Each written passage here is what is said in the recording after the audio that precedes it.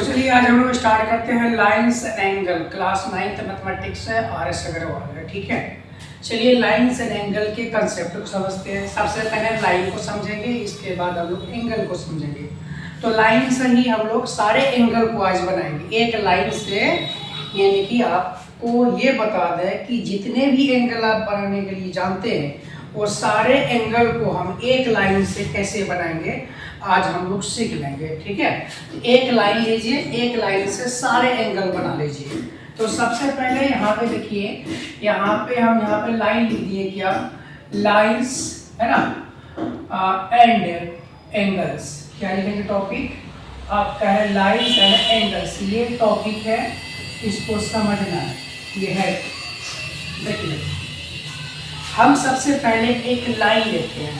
Line बोलिए या रे बोलिए, रे अलग चीज होता है, लाइन अलग चीज होता है। लाइन में क्या होता है कि दोनों साइड इसका जो है इंडलेस होता है, और रे में क्या होता है कि one end point, it has only one end point. एक पॉइंट होता है और दूसरा पॉइंट नहीं होता है। नो फिक्स डायरेक्शन इसका, या नो फिक्स इसका हम ये बता सकते हैं, इंडलेस होता है। ये देखिए यहाँ पे ये हो गया पॉइंट है ना, एक इंड पॉइंट हो गया, इससे ये मेरा बन गया एक रे। इसका नाम क्या हो गया, तो रे हो गया, है ना। अब यही रे से हम क्या करेंगे, ये रे को पकड़ेंगे और इस रे को यहाँ पे फिर लिखे। अब ये रे को हम क्या करेंगे, इसका रोटेशन कराएंगे। क्या कराएंगे, इसका रोटेशन कराएंगे। जब इसका हम रोटेशन कराएंगे तो ये ऐसा हो जाएगा।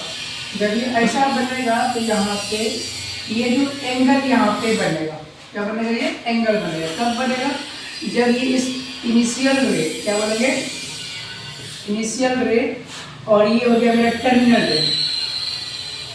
टर्मिनल रे के बीच में, है ना, जब ये एंगल का जब रोटेशन कराएंगे हम, अमाउंट ऑफ रोटेशन होगा, है ना, ये मेरा यहाँ पे एंगल बनेगा थीटा, इसका नाम होगा।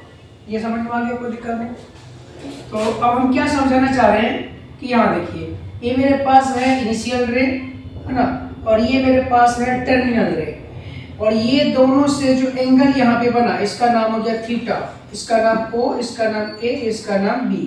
तो आप इसको क्या लिखेंगे, एंगल AOB, है ना, बराबर क्या है, तो ये थीटा है, ये एंगल है, ठीक। ये तरीका है इसको लिखने का, कोई दिक्कत नहीं आता। इसके बाद हम लोग क्या करेंगे, है ना, तो ये कोई दिक्कत नहीं, क्लियर है ना। तो हम लोग अब जो है, ये जो है लाइन का हम रोटेशन कराएंगे, यही लाइन का हम रोटेशन कराएंगे। ये देखिए, ये मेरे पास ये रे है, और इस रे का हम पहले क्या किए, इसका रोटेशन जब हम कराए, है ना, तो यहाँ पे एंगल बना, इसका नाम दे दिया हम थीटा। तो यही लाइन का जब एंगल यहाँ पे हम बनाए, ये थीटा जो बना, ये कब बना, ये O, ये A और ये B। तो ये चीज मेरा कहलाता है अमाउंट ऑफ रोटेशन। क्या कहलाएगा ये, इसको हम नाम देंगे, ये जो एंगल बना, एंगल बनने में जो मदद किया वो OA लाइन किया। और किया, OA लाइन। इसकी मदद से हम लोग जो है अमाउंट ऑफ क्या बनेंगे, अमाउंट ऑफ रोटेशन कराएंगे, अमाउंट ऑफ रोटेशन, है ना। और यही कहलाता है, इज कॉल्ड एंगल कहलाता है। क्या कहलाता है, ये एंगल कहलाता है, कोई दिक्कत नहीं। चलिए, ये तो हमको समझ में आ गया। अब फिर से देखिए, यही लाइन है और इसी लाइन को फिर पकड़े, इसको हम अब क्या किए, इसको ऐसे उठाए, ऐसे यहाँ लाकर ऐसे सीधा कर दिए, तो मेरे पास कुछ ऐसा बन गया लाइन। ये हो गया OA, है ना, ऐसा बन गया लाइन। यहाँ पे ये 90 डिग्री एंगल बन गया, और ये जो एंगल बना 90 डिग्री का, ये OA है, ये B है, इसको बोलते हैं हम लोग राइट एंगल बोलते हैं। क्या बोलते हैं, राइट एंगल। चलिए, तो ये राइट एंगल हो गया। जब 90 डिग्री का एंगल बना तो राइट एंगल बन गया। जब 90 डिग्री से जब छोटा एंगल था, तो इसको क्या नाम देंगे, इसको बोलेंगे एक्यूट एंगल। क्या बोलेंगे, इसको बोलेंगे एक्यूट एंगल। चलिए, ये भी समझ लिया, राइट एंगल क्या होता है, एक्यूट एंगल क्या होता है। फिर से देखिए, ये लाइन है, और ये लाइन को अब क्या करेंगे, ऐसे हम घुमाएंगे, ऐसे घुमा करके, है ना, ऐसे करके यहाँ पे लाके छोड़ देंगे, कुछ ऐसा लाके छोड़ दिया, है ना। ये मेरे पास 90 तो यहाँ बनता है, 90 यहाँ बनता है, 90 से ज़्यादा हो गया। जब 90 से ज़्यादा एंगल बन गया, ये मेरे पास है A, ये मेरे पास O, ये मेरे पास है B। ये जो एंगल AOB है ना, ये जो एंगल ए ओ बी बना, अब क्या बनाइए, ये 90 से जब बड़ा हो इसको बोलते हैं ऑब्ट्यूज एंगल। क्या बोलते हैं इसका नाम देते हैं हम लोग, ऑब्ट्यूज एंगल नाम देंगे, ऑब्ट्यूज एंगल।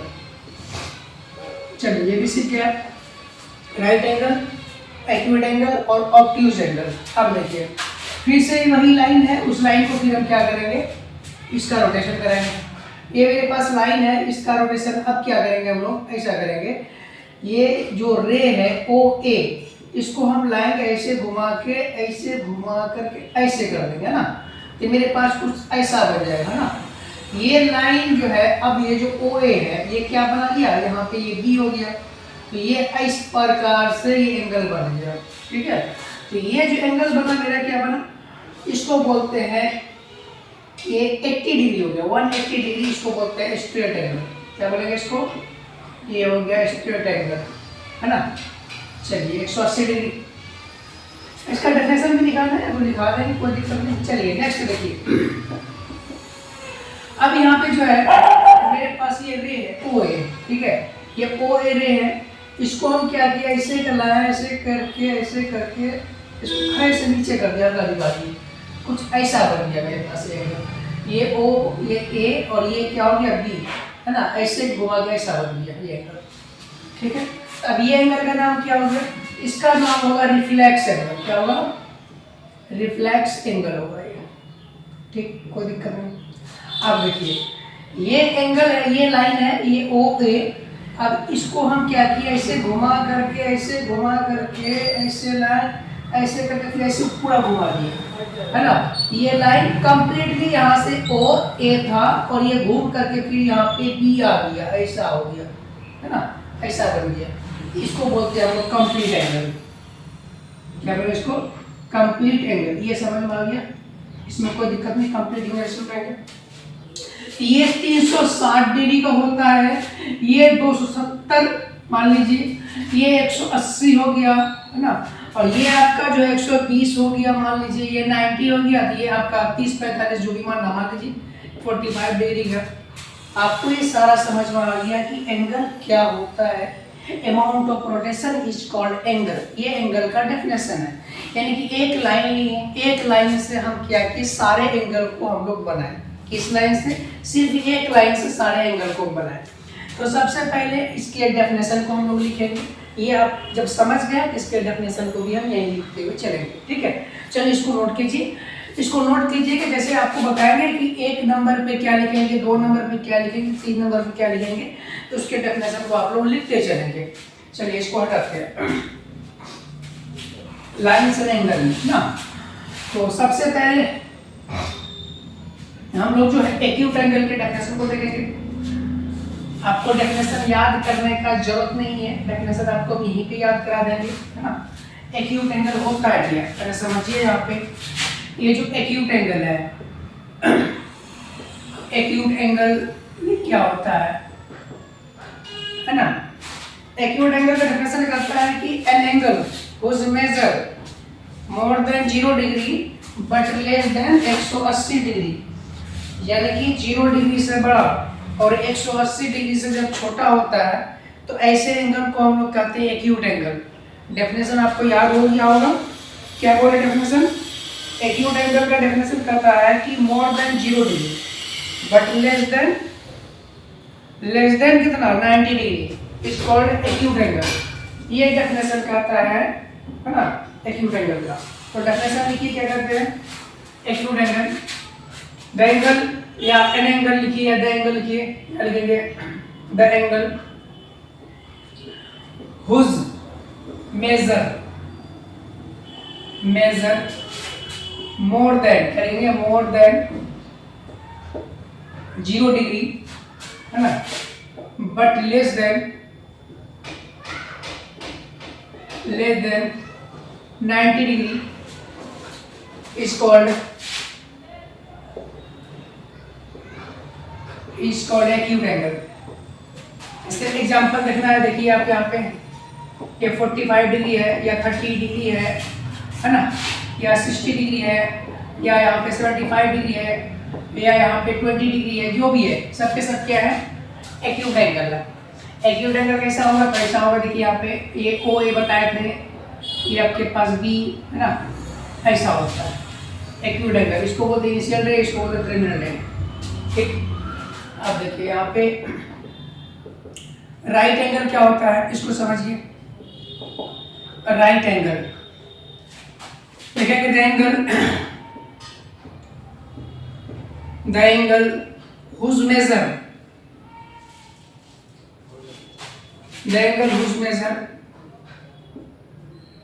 more than, या एंगल whose measure 90 डिग्री लीजिए, whose measure 90 degree is called right angle. इसमें इसका डेफिनेशन तो आप समझ गए, इसका फिगर देख लीजिए, यही बना देते हैं। ये ओ है ये, और ये बी हो गया, ये 90 डिग्री एंगल होता है, इसको बोलते हैं राइट एंगल। नेक्स्ट देखिए यहाँ पे राइट एंगल के बाद समकोण कोण, इसको बोलते हैं न्यून कोण, हिंदी वाले भी देख लें, ठीक है। अगर मेरे पास ऑब्ट्यूज एंगल क्या होता है, ऑब्ट्यूज एंगल क्या होता है, इसको समझिए। The angle whose measure more than 90 degree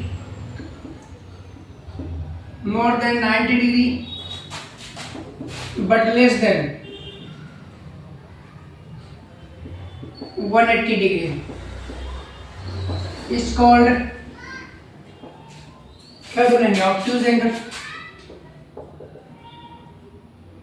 obtuse angle example देखिए, यहाँ पे जो भी लेना है 110 हो गया, 120 हो गया, 100, आपको 180 से कम लेना है, 100 से, ये देखिए आपका 170 हो गया, 155 हो गया, 145 हो गया, कुछ भी ले सकते हैं ऑब्ट्यूज एंगल का, ठीक है। और इसका फिगर देखना है, तो यहाँ पे 90 हो गया, तो 90 से ज़्यादा बढ़ा देना है। ये मेरे पास हो गया 120 मान लीजिए, ये ओ ए, ये हो गया बी, इसको बोलते हैं हम लोग ऑब्ट्यूज एंगल बोलते हैं, ठीक है। चलिए नेक्स्ट लगते हैं हम लोग। ऑब्ट्यूज एंगल के बाद होता है स्ट्रेट एंगल, है ना, इसका डेफिनेशन देखते हैं। स्ट्रेट एंगल क्या होता है, स्ट्रेट एंगल ये क्या है, ठीक है, द एंगल whose measure, करेंगे whose measure more than 90 degree, नहीं लिखेंगे सीधा, यानी whose measure 180 डिग्री, सीधा लिख दीजिए आप, यानी whose measure 180 degree, 180 degree is called straight angle।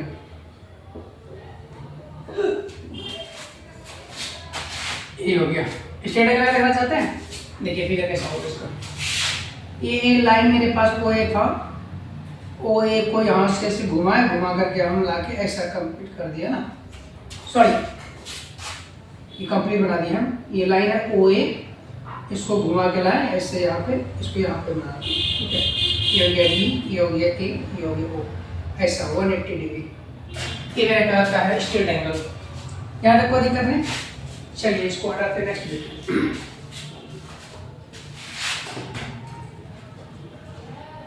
सारे एंगल को आप लोग एक लाइन से क्या करते हैं, रोटेशन करा करके सारे एंगल को हम लोग बना सकते हैं सिर्फ एक लाइन की सहायता से, ठीक है। चलिए नेक्स्ट देखते हैं। क्या कहता है कि रिफ्लेक्स एंगल क्या होता है, इसको समझते हैं। रिफ्लेक्स एंगल,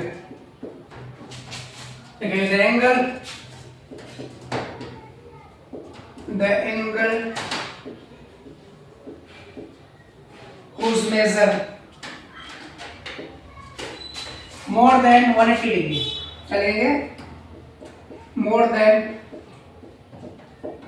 180 डिग्री, यहाँ बट लिखेंगे, बट लगा करके लेस लगाएंगे, less than 180, less than 360 degree is called its called, यही कहलाता है रिफ्लेक्स एंगल। क्या कहलाता है? रिफ्लेक्स एंगल कहलाता है। एग्जाम्पल ये देखिए, एग्जाम्पल में देना तो दीजिए 190 दे दीजिए, 220 दे दीजिए, 270 दे दीजिए, 260 दे दीजिए, ये सब हमारा रिफ्लेक्स एंगल। एग्जाम्पल देखना चाहते हैं तो देखिए, इसका फिगर देखना चाहते हैं तो देखिए कैसा होता है। ऐसा ये ओ, ये ए है ना, और इसको रोटेशन करा दिए, ऐसे लाए, ऐसे करके ऐसे ऐसे लटा दिया ना, ये मेरे पास ऐसा हो गया, ये मेरे पास हो गया 270 डिग्री माइनस, ये बी हो गया। ठीक है, अब देखिए, अब मेरे पास है एक और ना, अब है कंप्लीट एंगल। कंप्लीट एंगल लिखेंगे द एंगल, क्या लिखेंगे? The angle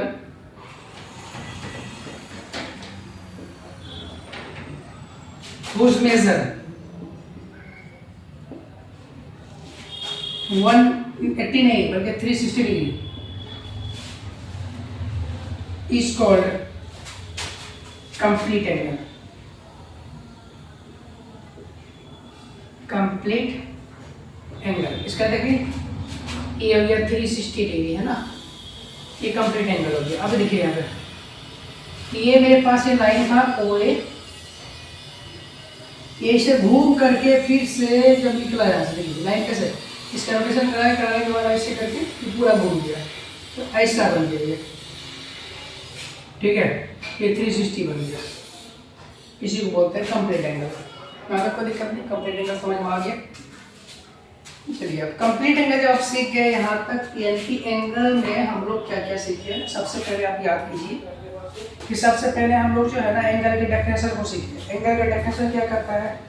the amount of rotation is called angle. Simple word में आपको याद रखना है, एकदम सिंपल सा definition, the amount of rotation is called angle. ठीक, अब देखिए ये जो लाइन मेरे पास है, इस लाइन का हम क्या करेंगे, ये लाइन ओ ए है, इस लाइन को हम लोग क्या करेंगे, जैसे इसका रोटेशन कराएंगे वैसे वैसे मेरा एंगल बन जाएगा। ठीक है, जब इसका हम रोटेशन कराएंगे ऐसे तो ये एक्यूट एंगल बन के तैयार हो जाएगा। फिर जब इसको ऐसे करेंगे तो ये राइट एंगल बन के तैयार हो गया, देख लीजिए यहाँ पे। फिर इसको वैसे करेंगे तो ये मेरे पास जो है ऑब्ट्यूज एंगल बन के तैयार हो जाएगा। जब फिर इसको हम पूरा सीधा कर देंगे तो ये 180 बन के तैयार हो जाएगा। फिर जब इसको हम पूरा लटका देंगे नीचे, है ना, झुला देंगे, है ना, ये मेरे पास रिफ्लेक्स एंगल बन जाएगा। जब इसको हम पूरा रोटेशन करा करके पूरा फिर से ला के हम ज्वाइन कर देंगे उस लाइन में, मेरे पास कंप्लीट एंगल बनकर तैयार हो जाएगा। यानी कि सारे एंगल को आप लोग समझ चुके हैं कि हम लोगों को एंगल बनाना हो एक लाइन की मदद से तो कैसे बनाएंगे। हम लोग क्या करेंगे, लाइन का रोटेशन करेंगे, लाइन लेंगे, इसका रोटेशन करेंगे, जितना भी एंगल बनाना हो आप बना सकते हैं। ठीक है, यहाँ तक आप लोग को समझ में आ गया हो तो इसको आप नोट कीजिए। इसके बाद हम है ना इसको हटाते फिर आगे बढ़ते हैं हम लोग। ठीक है, तो इसके बाद हम लोग जो है रिफ्लेक्स एंगल ये सारे